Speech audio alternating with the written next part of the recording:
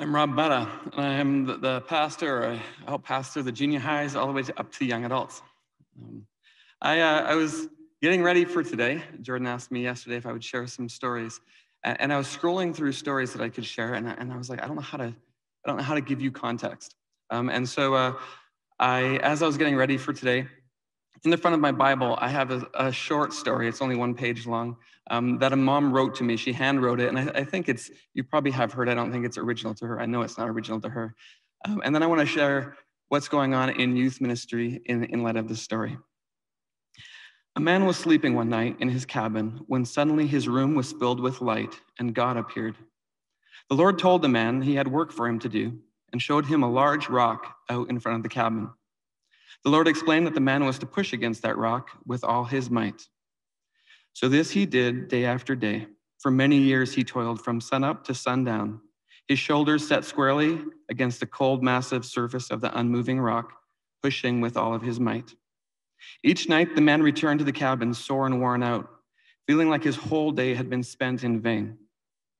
Since the man was showing discouragement, the adversary decided to enter the picture by placing thoughts that would weary his mind. You've been pushing against that rock for a long time, and it hasn't moved. And thus he gave the man the impression that the task was impossible and that he was a failure. These thoughts discouraged him, and he disheartened the man. Satan said to him, "Why kill yourself over this? You're tired. Quit wasting your time. Move on." And that's what the weary man planned to do, but he decided to make it a matter of prayer. He went to God with his troubled thoughts. "Lord," he said, "I've labored long and hard in your service, putting all my strength to do that which you've asked me. Yet after all this time, I've not even budged that rock, not even a millimeter.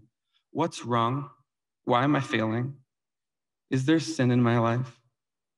The Lord responded compassionately, "My child, when I asked you to serve me and you accepted, I told you that your task was to push against that rock with all of your strength, which you have done. Never once did I mention to you that I expected you to move it. Your task was to push. And now you come to me with your strength spent, thinking that you have failed. But is that really so? Look at yourself. Your arms are strong and muscled. Your back is shiny and brown. Your hands are calloused from the constant pressure, and your legs have become massive and strong. Through opposition, you have grown much, and your abilities now surpass that which you used to have. True, you haven't moved the rock, but your calling was to be obedient, to push, to exercise your faith, and to trust my wisdom. That you have done. Now, my child, I will move the rock." In student ministries, when I want to share with you great stories, I wish I could tell you that somehow COVID was a rock that we got to move. But it has been a frustrating rock, and it hasn't been one that we got to move very far. We've made a lot of attempts.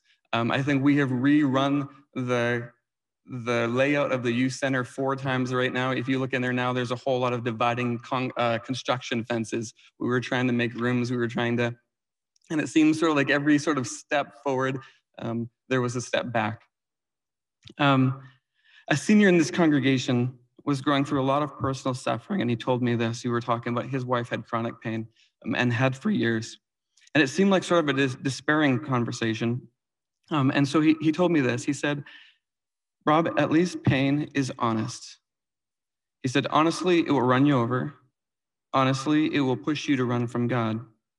He says, "But if you remain in God, it will honestly grow you to be close to him." And so it's in that framework I want to tell you what's going on in student ministries and young adults. Every week, we have over 30 youth leaders. We've got about 15 or 20 of them meeting right now. They gather together on Zoom, and they like it about as much as you do. And they push against that rock. They pray for our students. They encourage each other to grow. They allow the frustration to grow them closer to God. We have a Sarah Mahud who's here today, who's got an incredible group of ladies that she does ministry with, high school and junior high girls. She cooks for them, or she had been trying to. COVID has backed that all up. And she's facing the frustrations of having to make changes, having to be on Zoom, and the teens don't like Zoom. And it's frustrating, and it feels like you don't make progress. And yet Sarah pushes on. Youth services, sometimes we get 20, sometimes we get 1, and yet we push on. We have youth leaders who take time each week to personally call their students in their small group. I asked them how it was going, and they said, honestly, we're not sure. They planned a Christmas party that got canceled due to stronger restrictions, and most recently planned a sledding night that got canceled because it got too cold, but they still push on. And we even have a youth leader who puts probably 5 to 10 hours in extra a week, or he hangs out with his male students. They talk through screen doors, roll down windows in their cars. I asked him how it was going and if he had any wins that I could share with you tonight. He was quiet for a long time and then didn't get back to me. But for 5 to 10 hours a week, he pushes anyways, even though he's not sure what the fruit's going to be. And I'm coming to believe with the senior man that pain is honest. What God is helping in us is to change us and to be closer to him, more honest in our pursuit of him. And he's building within us a stronger desire to connect with and grow closer to our students. Or in other words, he's making us inwardly strong and more outwardly focused. And I think that's what we've sort of been saying he's going to be doing all along. It's interesting that COVID hasn't changed that. I can tell you this, the pain, the frustration, the loneliness, the isolation that we feel and that our students feel is honestly growing us. With you, we long for things to be better, but with God's help, we're not wasting the time until then. And so I want to give you the good news, a reason to be celebrate. Student ministries is still pushing hard. And I'd have to add here, if youth and student ministries is pushing hard, we have a whackload of parents out there that are pushing thousands times harder.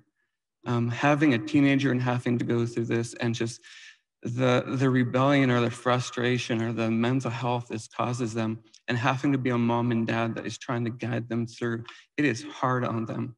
And I know we hear stories sometimes about when that breaks, but I think the pressure and the fact that they are still pushing is bonding their families. So I celebrate, not because we got to move the rock, but I think because we are getting stronger. And I think it's honestly getting stronger. So thank you.